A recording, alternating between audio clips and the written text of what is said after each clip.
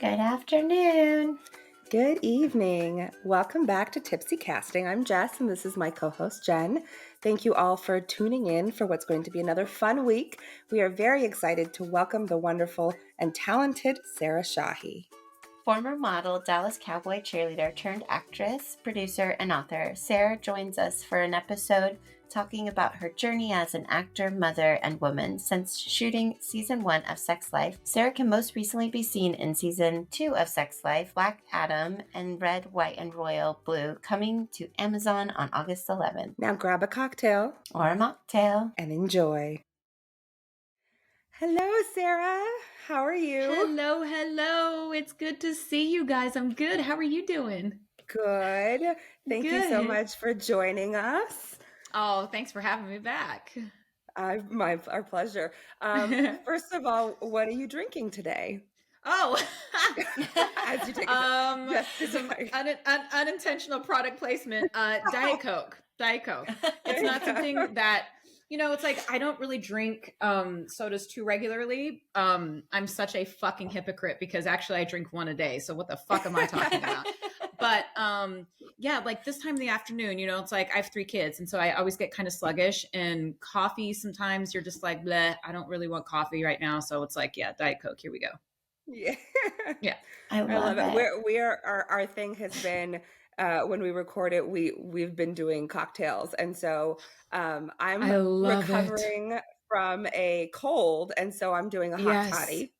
Oh, nice. Oh my God. I didn't know we could do that. Like, I'll just, why don't I, should I just go pour myself a shot of something right now? I mean, is that what we're doing?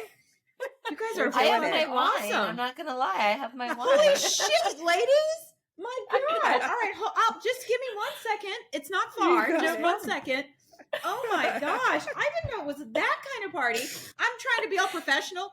You probably can't even hear me right now, can you? Yep. Okay. Very good. All right.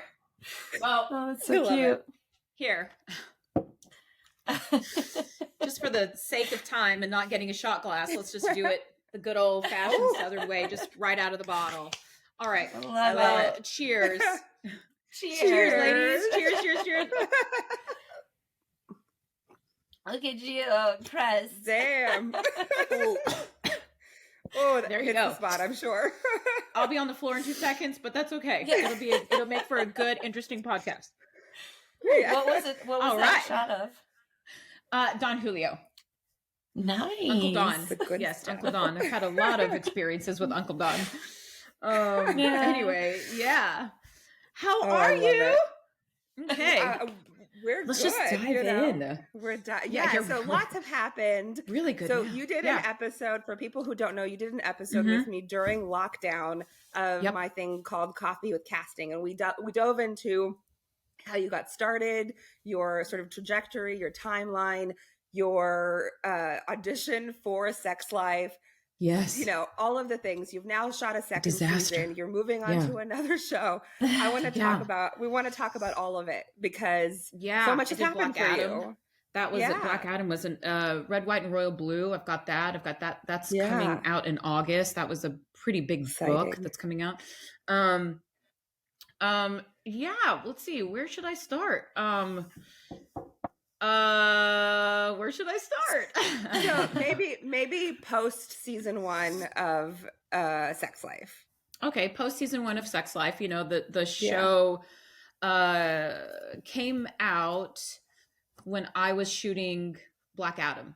I was in Georgia shooting that when the show came out, and we were shooting this tiny little town called Peachtree City, and those studios, Trilith Studios. And I had no idea that the show was doing as well as it was, because again, it was like I was inside of a soundstage for 12, 13 hours a day. I'd go to work, I'd come home, and that was pretty much that was it.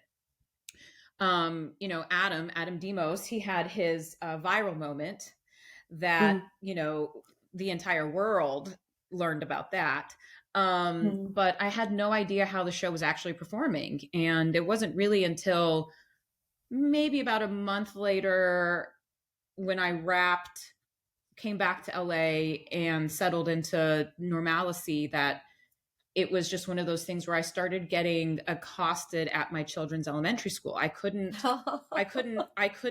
walk in without like a stampede of women coming up to me and approaching me and saying how much they enjoyed the show, how much they could relate to Billy, just what the show, the rawness of the intimacy and the rawness of the emotion, like what that meant to them. And so that was, I was exhausted. I was like the world's therapist in some ways. You know, it was like I was getting, you know, flooded on Instagram of women that, you know, there was no secret. I was also going through a divorce at the time. So it's like my, you know, life really imitated art in that respect. And, you know, and divorces are public information. So I really was sort of mirroring this path in a way that Billy was considering. And yeah, it was, I mean, it was so much attention on just in terms of my personal life and how I, you know, got the strength to leave and how I do the single mom stuff now. And that, I decided to write a book. So, Wow. yeah, so I'm now writing a book. I had, you know, I've always admired writers because I feel like that's the hardest thing to do from my perspective. Somebody else might say acting is or casting is, but like for me, writing, I'm just like, oh my God, I've been staring at a blank screen since I was 35 years old, feeling like I have something to say, but I just had no idea how to put it down. And what was really beautiful about Sex Life is it came to me at the right time in my life. You know, I was 40 years old. I was going through so much myself internally that show became my therapy. And it really helped me tap into something that I was denying for a super long time. Yeah. So anyway, it really gave me the encouragement to be vocal. And like I said, I was exhausted from like kids' birthday parties, elementary schools. I mean, I started wearing glasses and baseball hats because I was like, I don't want to spend another birthday party counseling women. Like, I just want to like chill out, you know? And so, but at the same time, I'm so honored. I'm so flattered that I can, I don't know, I guess maybe help or listen or something in some respect. Yeah. So can I ask a question? Was it of course. like intimidating at all to like, because your personal life was mimicking the show so much, were you nervous at all about, you know, embarking on that? Because again, I feel like people are so nosy and, you know, kind of say shit all the time that are just so rude. And it's like, were you nervous and being like, oh gosh, you're really exposing part of yourself, even though you're playing a character? And like, were you ever worried about kind of that aspect? Yes. Well, you know, I mean, to that, people, especially people on Instagram, they feel like they know everything just because they see your page and they see what you put up, and they automatically make assumptions.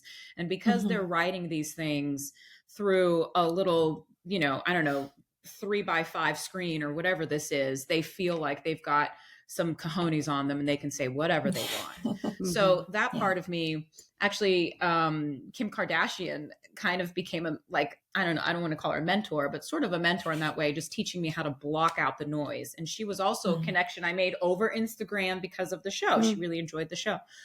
And she was great in that sense. But I wasn't nervous. You know, what was interesting, it's like I describe my life as somebody who's lived 8 lives already. And, you know, if I was a cat, you know, I've got 9 lives in me, I've lived 8. And I've always felt like my road was never easy. Like my childhood was not easy. Like I spent time in a women's shelter, single mom, she had 3 kids, you know, we didn't have money. And if I wanted to make anything of myself, it was on me to work hard, to work, to get there. And so I always felt, and then through my relationships, just the life journey that I've been on, I was like, well, and I've learned so much from it. So it's never that I was nervous that the 2 worlds would intersect and what that would mean, but it was like, I felt like it was a duty or a responsibility in a way to talk about it. And like, this is what I've learned, you know? So, and I always say, it's like, I don't have it all figured out. I'm the first to say I'm not the smartest person in the room, but I certainly am wiser than I was last year. And, you know, and if there's anything that I can impart to people from time to time that sort of helps them, then I honestly feel like it's my obligation to do so. Very cool. Yeah. I love that. I think that, but that's also, I think, you know, it's interesting that you sort of come full circle in that way. Cause if I remember correctly, cause I read the B.B. Easton novel, before. And I think, you know, this was based on her own, adventures. Yes. And so now you're coming around and writing your own book, you know, about your journey. And I think that's really beautiful. Yeah, it is. You're right. Yeah. I mean, it was, partly her, partly fictional and stuff. But, you know, my book is more sort of like a handbook to life, you know, not solely just on relationships, but just about, you know, any sort of state that you may be in or emotion you could be experiencing, whether it's grief, whether it's loss, whether it's humiliation, whether you've made mistakes and you don't know if you can recover, regret, like any of those things. Like that's what mine sort of is. It's almost like a handbook to life. Yeah. Well, I'm sure it's going to touch a lot of people. Yeah. I have fallen on my face more times than I can count. So the important part is that you keep getting up. Yes, for sure. Like it's never, you know, I've also kind of like, I'm super hippy dippy, right? I'm super hippy dippy, really spiritual and all that other stuff. And, you know, I always feel like you attract to yourself those situations in which you need in order to grow. So it's never, you know, it's like, I don't judge myself. I certainly have done things I never thought I would do, the good and the bad sense of that. And it's never about the mistakes that I make, but it's always about the step I take after that. And so that's another thing too, that I feel like, you know, sometimes people are so hard on themselves when it's like, if you can take it and look at it from like a bird's eye view, you'll see that if, you know, if you learn from it and you can grow from it, it's not necessarily a mistake, you know? So that's that. So, let's see. That was that. And then what did I do? Filming Black Adam. And then then we went back to season 2. I finished Black Adam. I think it was the summer of 2021. And then in 2022, we started season 2. And season 2, yes, someone breathed. I thought you were gonna say something there. You were gonna get into it anyways. I was just gonna. I was gonna get into it anyway. Yeah, go for it. You know, season 2 was an interesting experience. It was different from the first. The year started off with my stepdad dying of COVID, so that was super hard on me, and I found out he passed in the middle of our table read. I slammed my laptop shut. I hit the ground, like I was punching the ground. I was so upset and so sad because, you know, he was one of those men that we just thought he'd live through everything. You know, he was just going to be, you know, the old curmudgeon that just keeps on ticking. And he was in my life for 25 years as my stepfather. So, I mean, for all purposes, like a dad, you know, and a great husband to my mom and a good dad to my sister. So it was like losing a parent. And I flew back in the middle of prep to help my mom. I had flown out right before prep to help him and my mother, who both had COVID. And so I went out there to help the both of them. Everyone looked like they were on the mend. I flew back to Toronto to start the last week of prep. And then about 5 days later was when he passed. And I flew right back to Texas. And they were so great. Netflix and Sex Life they were so great in terms of, oops, sorry about that. I don't know what just happened. There we go. In terms of rearranging the schedule and just letting me go. And it was just tough. It was tough to stay focused. It was tough. You know, it's like I was like grief. It was the first big loss for me. My dad had died 8 years ago, but we didn't have a great relationship. We had not spoken in almost 15 years when he passed. And even that experience for me, like losing him, that really kind of did something to me. And I never even expected it to, because we hadn't seen each other in so long. And so when Richard died, it was hard. It was really hard. So anyway, we do the season. The season, you know, there have already been articles out, you know, about some of my thoughts regarding the season. And the show, you know, it not Netflix was always wonderful. But there were people on the show that were just didn't have my back the way that they had the first season. It was very different. And was it the same group of people from season to season? Mm-hmm. Yeah, it was the same group of people. Yeah. And yeah, I just, you know, I don't know. It was different. It was very different. And I had a hard time with the material. You know, I felt very connected to Billy in the first season. I felt very connected to who she was and how she was written. And then season 2, I had a hard time with her. I had a hard time. I think I remember at one point even telling our showrunner that I wasn't sure how to play her anymore. And maybe I'm not the right person for the job. You know, because it's like when I play a character, when I, you know, it's a psychology that I'm tapping into with myself, that I feel like I can portray these stories or tell the highest degree of truth for these stories being this side of me. And the first season, I felt that came very easily to me. And the second season, she just felt very differently in my body, and it was a struggle. So, but, you know, still a great experience. Still, you know, tons of women all over the world found a lot of joy and comfort and sort of the sparkly romantic second chances type of theme that the show had. So did you get like an input creatively on the show at all, or is it something where I had no input? Okay. I was not given any input. I was not, I was not given any input. No. It was, that's kind of sad. You know, how do you handle that? Yeah. How do you handle that as like the number one on the show? Yeah, it was definitely, for me, it was definitely a situation I hadn't been in the past, where in the past I felt like my voice was accepted a little bit more, even though I was never a producer. So technically they didn't have to, you know what I mean? It's like, I don't, contractually, I'm just the actress, you know? But I felt, I just tried, I don't know. I feel like, you know, there's tons of stories about actresses or actors not necessarily being on the same page with the writing, but you just try your best to make it work. And I would pick my battles. I mean, the ones that I felt very strongly about, I would invest my time and energy into stating my case.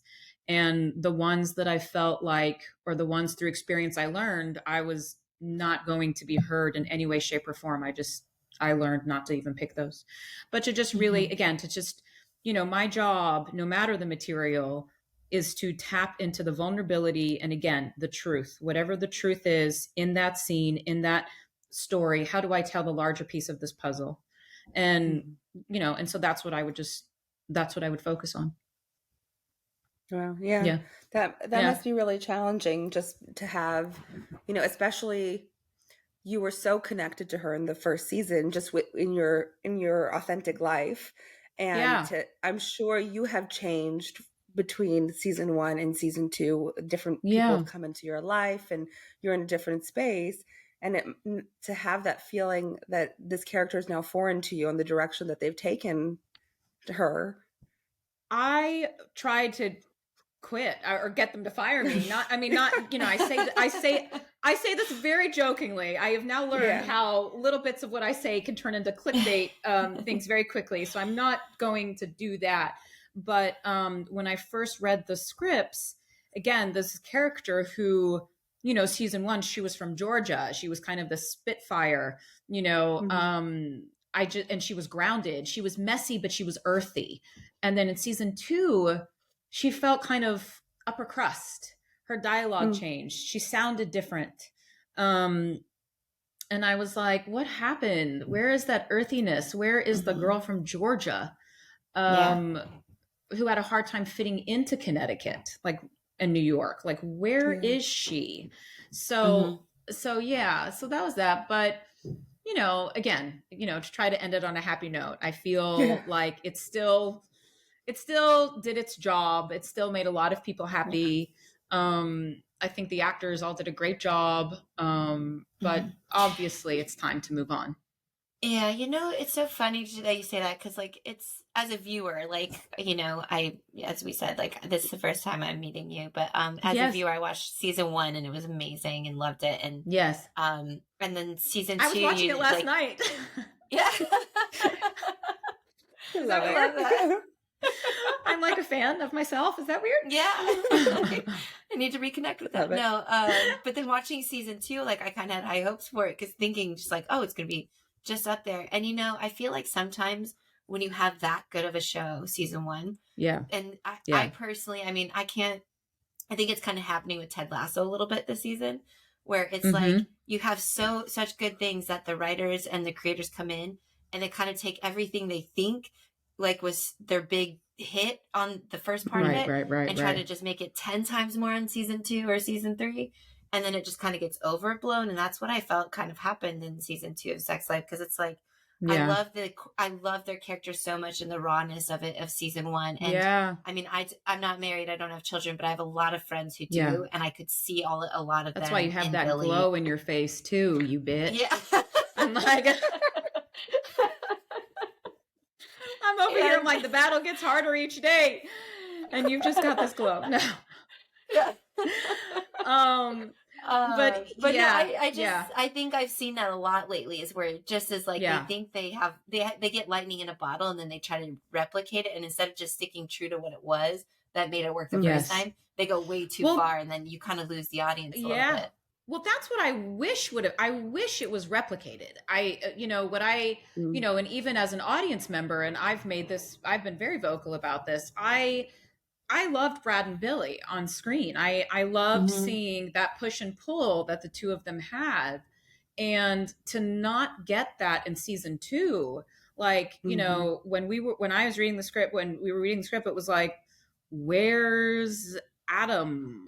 Yeah, Is he in the show anymore? Like, it was just, Yeah. and it was such a weird choice to me because, again, it's like, I feel like, audiences really clamored for that love story. And though it ended well, I feel like a lot of people dropped off because that part of their appetite was not satisfied, And so, that was always something for me that I sort of was like, why are we telling the story like this? Why? Yeah. I actually, it's funny, like, watching the show, I remember thinking, like, did he get COVID, or like, where did he go? Right. That he just like kind of dropped out. And like, I'm also a huge fan of his acting, and I just was like, yeah, no, he's great. He's such a great actor, and I'm like, why would you not utilize that? And it was weird. Yeah, it was weird, and it was something that a lot of people sort of bumped up against. Yeah. We're very political on this. I like that. Yeah. We try not to hold back, honestly, is the thing. Yeah, good. Yes. But yes. Okay, so I was just to continue. And then let's see, Black Adam came out. And Black Adam, it was such a marvelous shooting experience. The whole cast, like, we really truly got to be, when they say like a family, like, it was a family, because, first of all, I'd never been a part of something that size before. And we moved at a snail's pace. We would be there for 12, 13, 14 hours a day, but we'd shoot one page. And it's because, and it's doing those kinds of superhero movies, it is so technically above my head. And the different styles and CGI and the blue screens and doing it one way for this, now we have to do it another way for the other camera. And then we would have the editor was right there on set. And the whole movie, John Colettier, the director, he had already shot this movie through animation. So he did that during COVID, and actually got the job during COVID. And because of the schedules, it just got pushed, and it worked out in my favor, because then I was able to do Sex Life and Black Adam, whereas one point in time it looked like the two might overlap. But because of COVID, they had to push, and it just worked out better for me. But yeah, so he had already shot the entire movie in animation, and the editor was on set. And the minute we would finish a scene, he would get the frames, he'd insert it in the animation, And then he would be able to tell, like, okay, well, you missed that close up of the gun, so you need to go back and you need to do that, or we've got this happening at however many frames, so you need to make sure you cover it in that way. And so it was just, and that also took a while. But it was just such a great experience. I brought my kids to set. My kids, like, they call Pierce Uncle Pierce Brosnan. Like, it's just the craziest thing to me that, first of all, I have Pierce Brosnan's number in my phone. And then second of all, my children refer to him as like Uncle Pierce, and they like miss Pierce and they want to talk to Pierce. And the same with Dwayne Johnson, with DJ. Like, he is another one who was so child friendly and just sends little videos to my kids. My kids will send videos back. Noah Centineo, like, my 13-year-old wants Noah to babysit him. And I'm like, no, we're not, that's not happening. I don't want Noah to babysit you. Quintessa, Aldous. It was just a real Mo Amer, who played my brother in the film.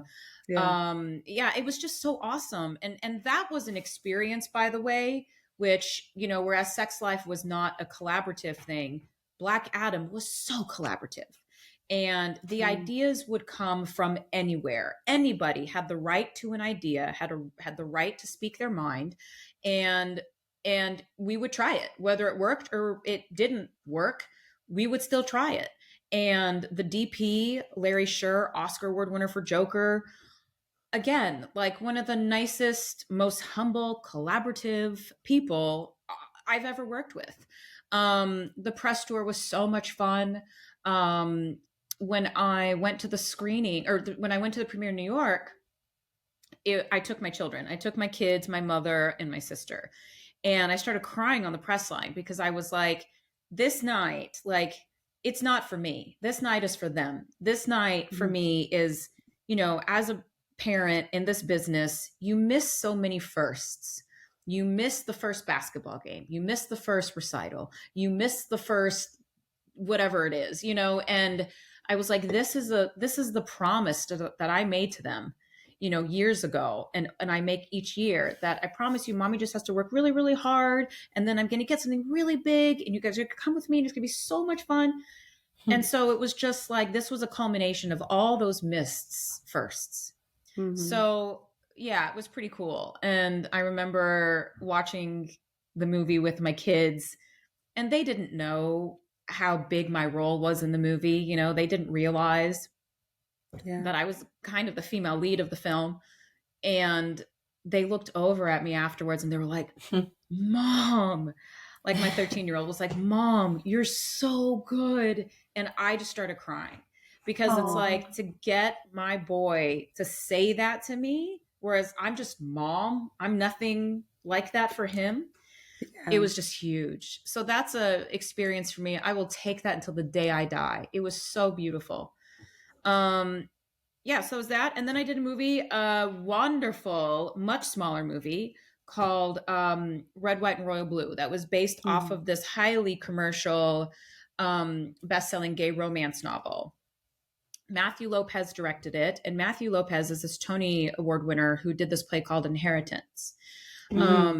Based off of Howard's End.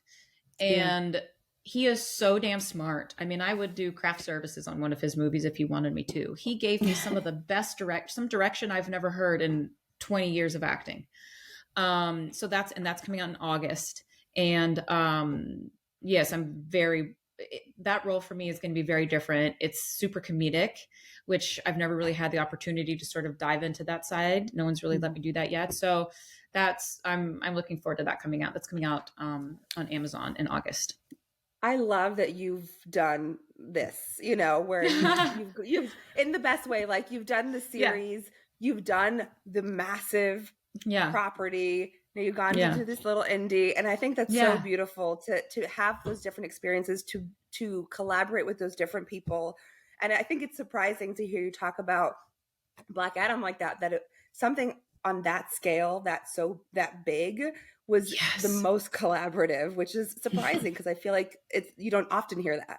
No, you don't, and I got lucky. I had worked with the director before. I did a show for NBC in Amblin years ago called Reverie, and Jama directed the pilot. So I was kind of blessed in a way that my most familiar person on the set was the person helming the ship, you know, and I felt very lucky in that sense. But it was an eye-opening experience for me too, because it was like I came from something that was not collaborative at all. I mean, every, you know, period and punctuation, you sort of had to deliver as it was, or at least very close to it. And then, and again, not knocking it. A lot of people are like that. So it's part of my job to make it work. But then to have an experience that was literally like one of the best experiences of my life with some of the highest caliber people in the business, it was like, wow, well, this is what I hope for from this point moving forward. And I kind of got that, you know, it's like, Red, White, Royal, Blue was like that. They were wonderful, wonderful, wonderful, wonderful. Oh God, what's his name? Steven, our DP. I mean, he was Robert Altman's DP, and why am I blank? Mike Nichols' DP for about 15 years. Stephen Goldblatt was our DP, and he's just legendary. He also shot 1812. Or no, wait, that was our camera department that shot 1812, not him. But anyway, again, it was just working with with people that are such artists, that are so successful, so revered in this business, and to find the scale of their sort of openness and their humility about their projects and willing to hear an idea, no matter where it came from, was just so refreshing to be a part of that.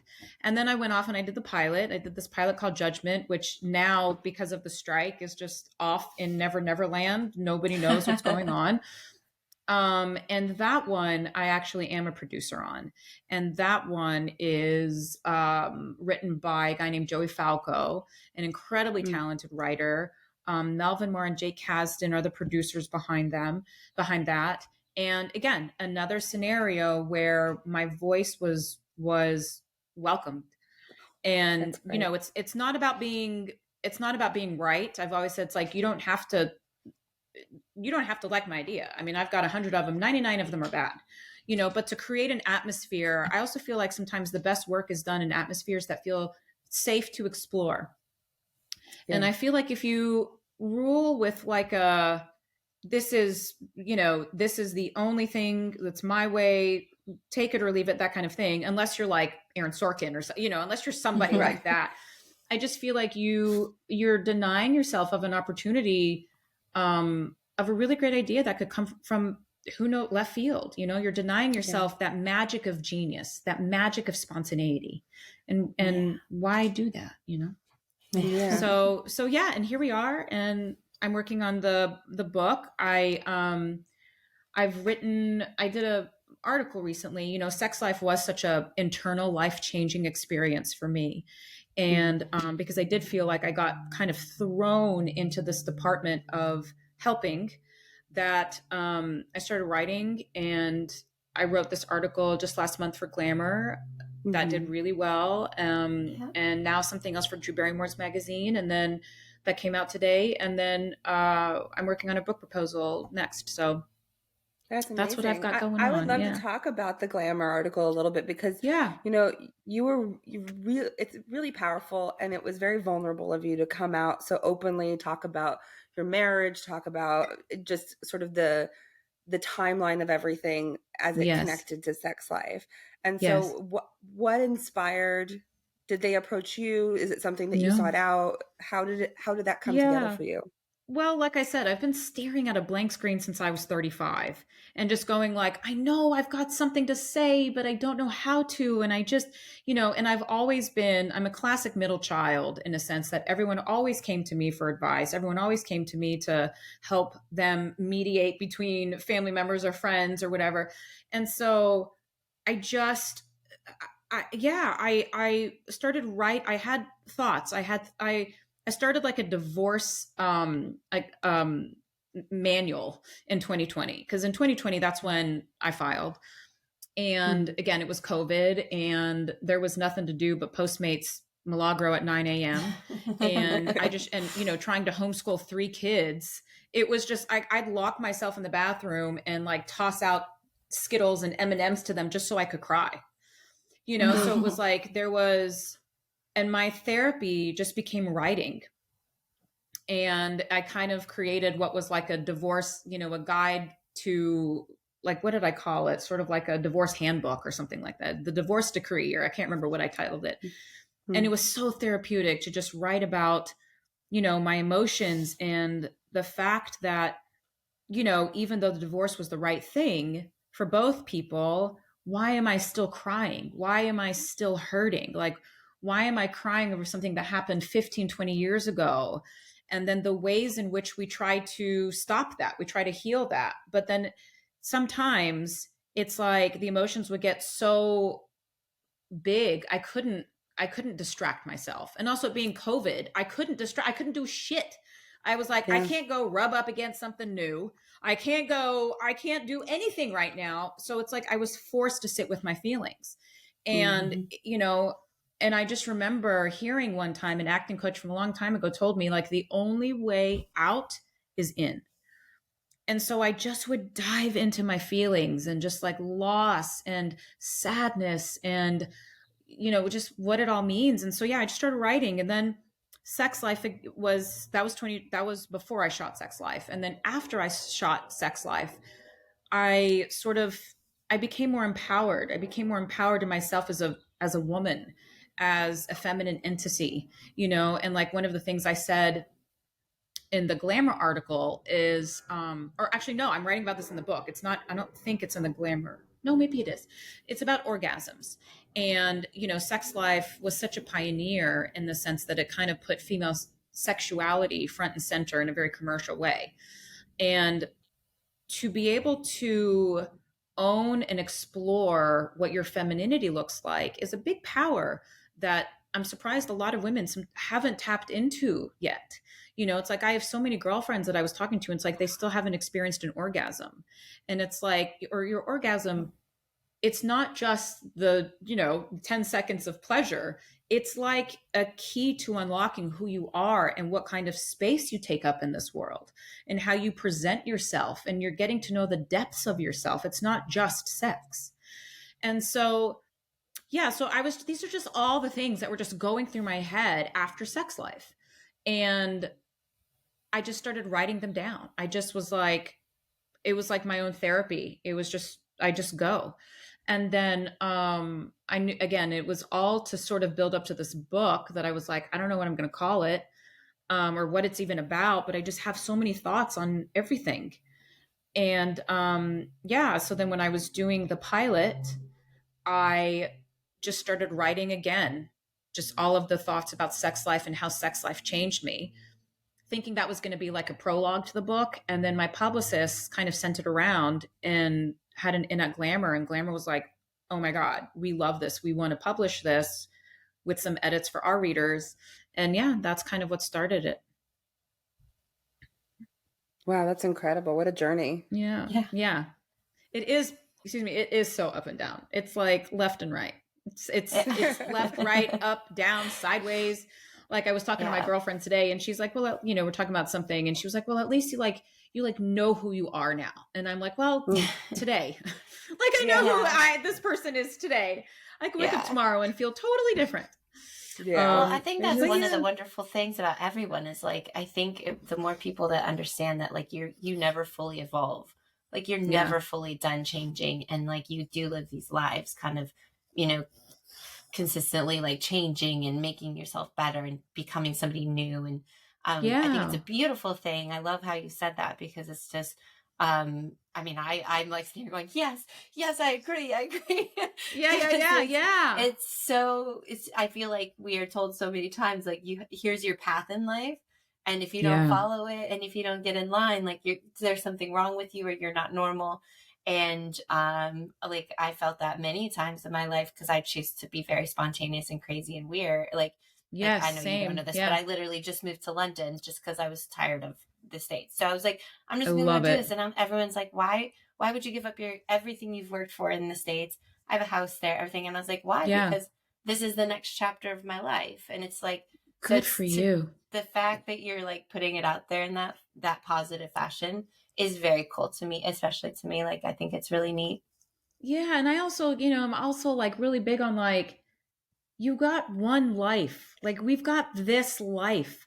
I never want to look back on my life when I'm 90 years old and just think of all the missed opportunities or the missed moments I denied myself. It's like, we are here. We're these, we're these souls in this human body enjoying the human experience. And the human experience is messy and it's beautiful and it's wonderful and it's sad and it's heartbreaking.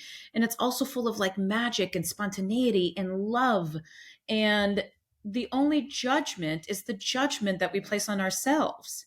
It's like, it doesn't, like, if you thought London was a shitty idea, you wouldn't go.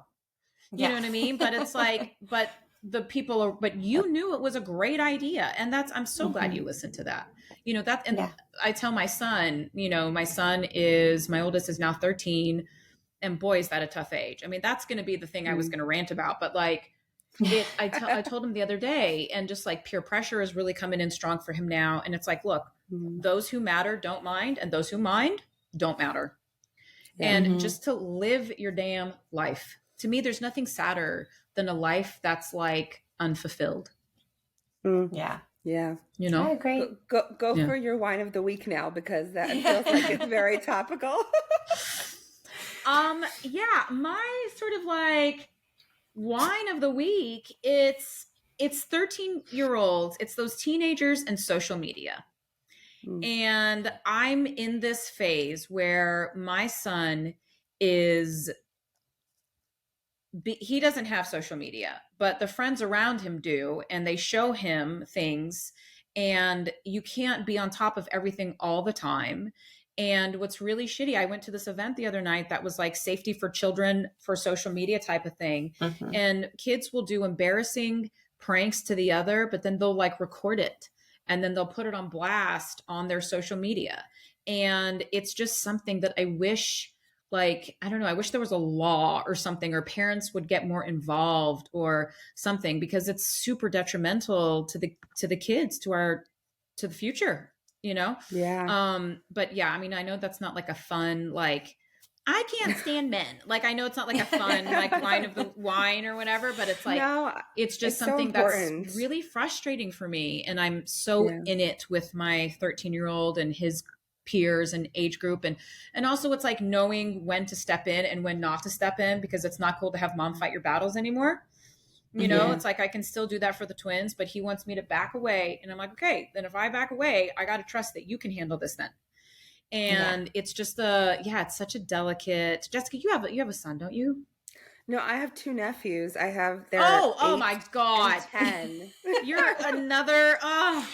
Well, I'm sure maybe you have a sense of what I know, but I don't know if your 10-year-old is there yet. But it's just a real. Honestly, he is there, unfortunately. Yeah. And my sister has a really hard time with it because she wants to protect him. Because, like, on top of the social media thing, I think because of it, kids are vicious. Kids are vicious.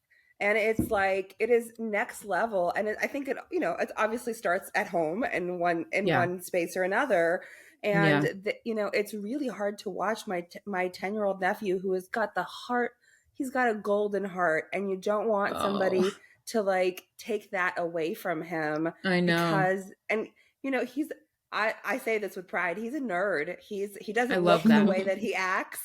And he loves, like, engineering and building things and all sorts of stuff. And he just doesn't blend easily with like the cool kids. That's so good. I wasn't a cool kid. Yeah, I know. And it's like, and I had this conversation with my son too. And it's kind of like, and the ones that were pressuring him to do this thing, it was just, those were the cool kids. And he was like, Mom, if I didn't do it, do you know how they'd ridicule me and they'd make fun of me? They'd never let me live it down. And it's like, okay, but let's step back for a second. Like, they're not important. Like, what's important is right now you went ahead and did what they wanted you to do, and you knew it was wrong, and the sense of betrayal that you are now carrying within yourself. Like, and just to, and we were all there. We were all kids at one point. We all remember what it was like to not be in the cool crowd. I wasn't in the cool crowd. I was a hardcore nerd. I had a unibrow. Nobody that I like had a crush on liked me back. And the only thing I had to chase were my goals. and yeah, and so it's like to be able to impart that stuff, but in a world that's also filled with social media is so fucking hard. Like my mom was telling me, my mom was like, I do not envy you trying to raise your children in this generation. It was so much easier when you were a kid. Yeah. So much safer. Yeah.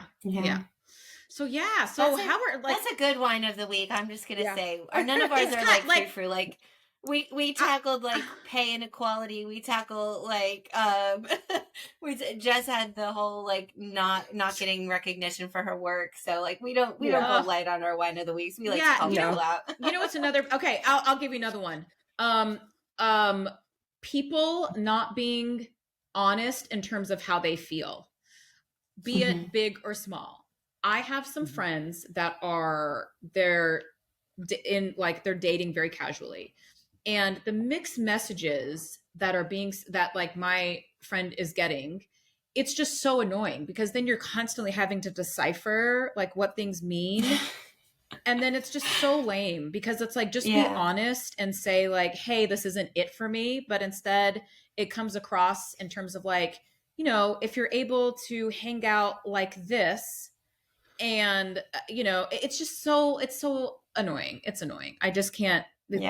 Gross. To be fair, I feel like dating in general is just like a mess these days. Like I just think like awful. If I could just find one man to say exactly how we felt, like if you like, that's all you need to do is just be honest and like forthright about it, and then it's like done or it goes. And it's like, and there's game playing and ridiculousness. Oh my God, is absolutely crazy. It will drive somebody so mad. Awful. It's so awful. And that's why too, it's like I was telling my friend, I was like, look, the most that you can do is be honest in your intention and just be like, okay, I want something that feels more clear than this. Like, I know who I am. I know what I want. If this is not what you want, totally fine. That's okay. But let's just be clear about this. Like, who wants to fucking waste time figuring out text messages? It's so awful. Yeah. I kind of, at first it was hard for me to think of like a wine of the week because I've come to a place in my life. My life can be so stressful just by design because I am a single parent. I have 3 children. I have 3 dogs. I am writing. I have my own work, that I'm like, I'm not going to take anything else on my plate that feels stressful or dramatic or like is taking my attention away from the things that I really want to do. So, and I've been really good in doing that the last few months. So it was one of those things where it was like, it was hard for me to think of anything to complain for myself because it's like, I really have removed but it's a choice. You have to actively rewire your brain.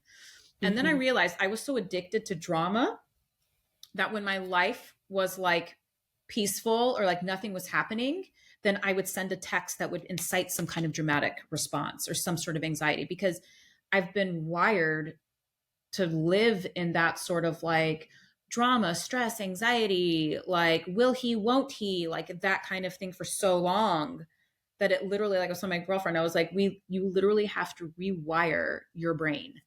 And I've been doing a good job last couple months. So that's great. That takes a lot of like reclaiming your agency and your ownership over your life. That's so important.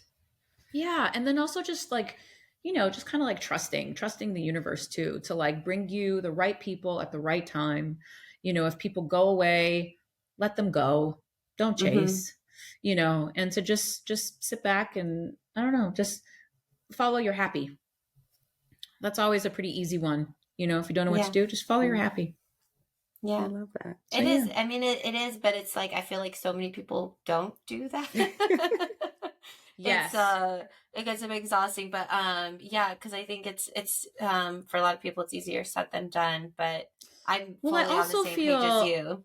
Yeah. Well, I also feel like, after COVID, everyone got so used to being lazy. Everyone got so, I mean, with a click of a finger, you can like Uber Eats a Michelin-starred meal to your house that you just bought a new couch from Amazon off of, and Netflix will tell you what to watch next. You know what I mean? So it's like, we have stopped like thinking for ourselves and we've stopped, like checking in with ourselves because everything now is just an outward click or a scroll or just an AI away from running the entire world. So it's just like, we've lost touch with those voices inside, and to get back into that, but like you really have to be disciplined, I think, to be able to start listening to yourself again. Yeah. That's the interesting thing. I feel like there's a lot, like professionally, I see it every single day. Like there's so much complacency. And I think now it's going to be really interesting to see what happens with the writer's strike and how it sort of continues, not just with the writers, but the DGA and SAG, everything is sort of culminating this summer. And it's going to be interesting to see what the new norm is going to look like once this is resolved. I know. I'm very curious myself too. And I mean, I'm hearing it's not going to be till the end of the year that it could get resolved. Is that sort of like from your perspective too? I think everything is sort of rumors right now, so I don't exactly know. But from what timeline wise, from what I understand, DJ is negotiating now. I have heard whispers that they have stepped, as of last Saturday, they've like stepped away from the negotiation table, and so I don't know what that means. If they're going to ask for their members to authorize a strike, because they haven't yet, from what I understand. And then after they stop, I think it's June 7th is when SAG starts negotiations. And then that, obviously that they're currently voting for the strike authorization. Yes. Yeah. And so, then in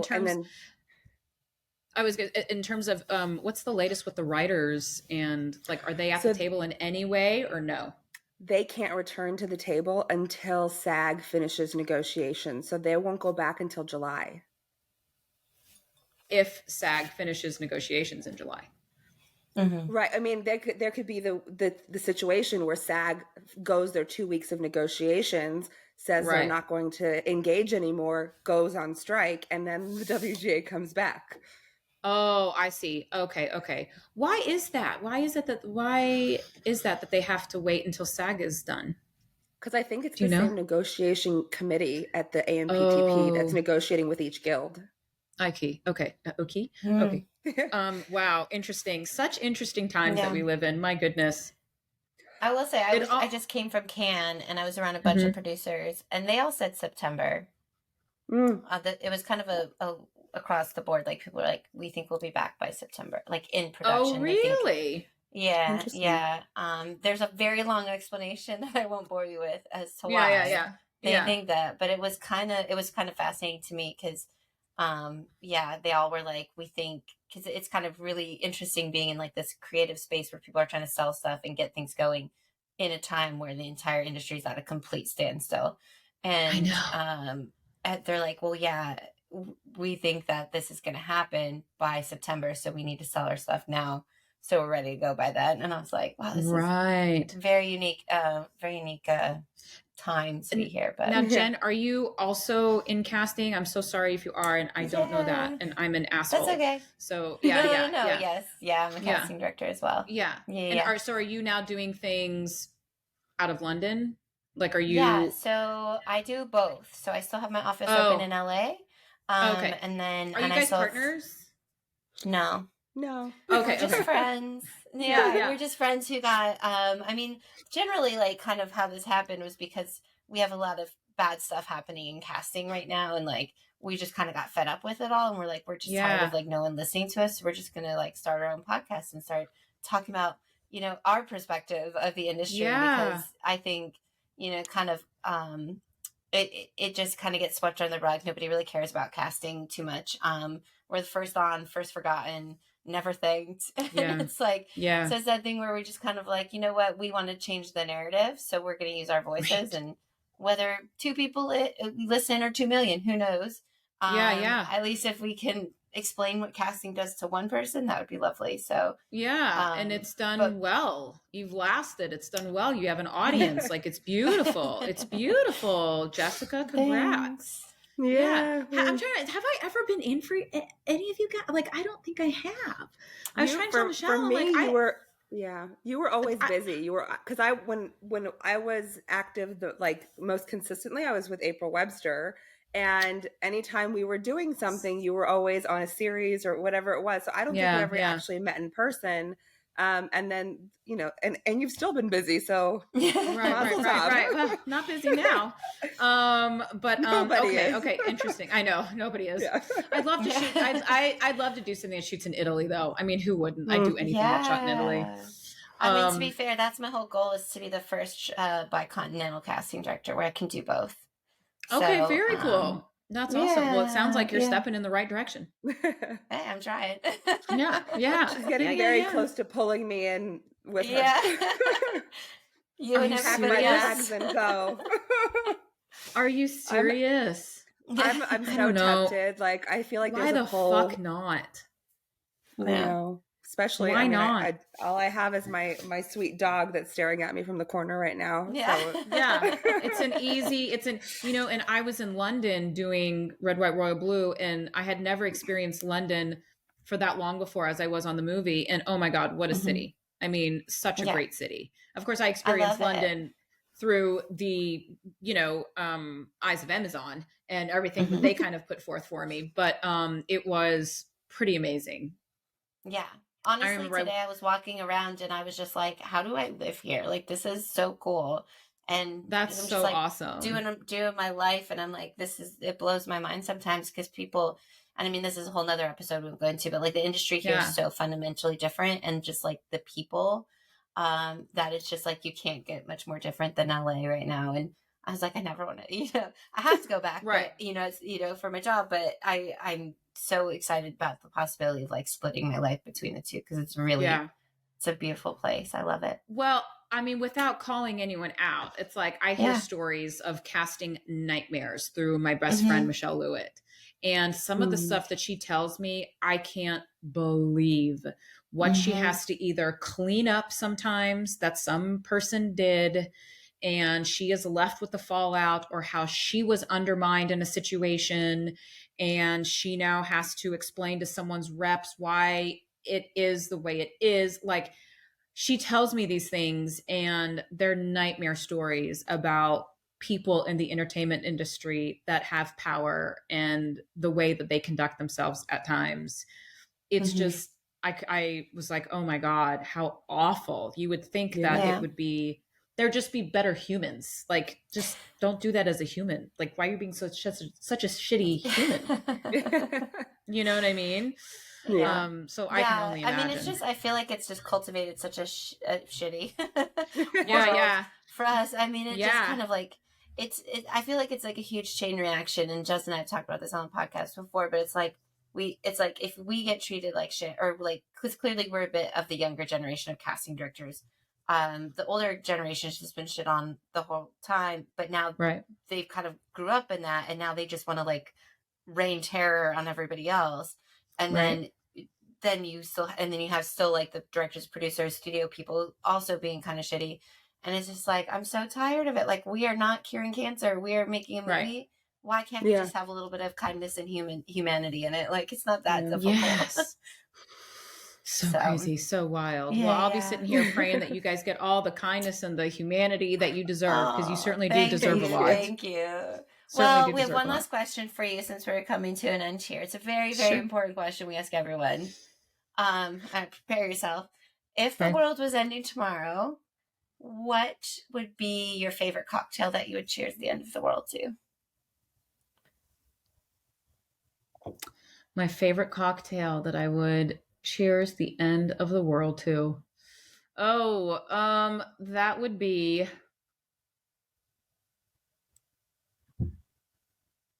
Don Julio. Don Julio. Uncle Don. It would be, it's like, I respect our history way too much not to go out with one more sip of him. 1 tequila, 2 tequila, 3 tequila, floor. So on that, I read something one time that said, no good story ever started with, I had too much salad. And I certainly live up to that. So with that in mind, cheers, ladies. Cheers. It was my pleasure seeing you again and talking to you. And thank you so much for joining us. Call me anytime. You guys are a joy. You're a joy. All right, here we go. Bottoms up. I gotcha. Cheers. All righty. Happy Friday. Happy Friday. If you love listening as much as we love sharing, click subscribe on our YouTube channel or find us on Apple Podcasts or Spotify. Thanks for listening.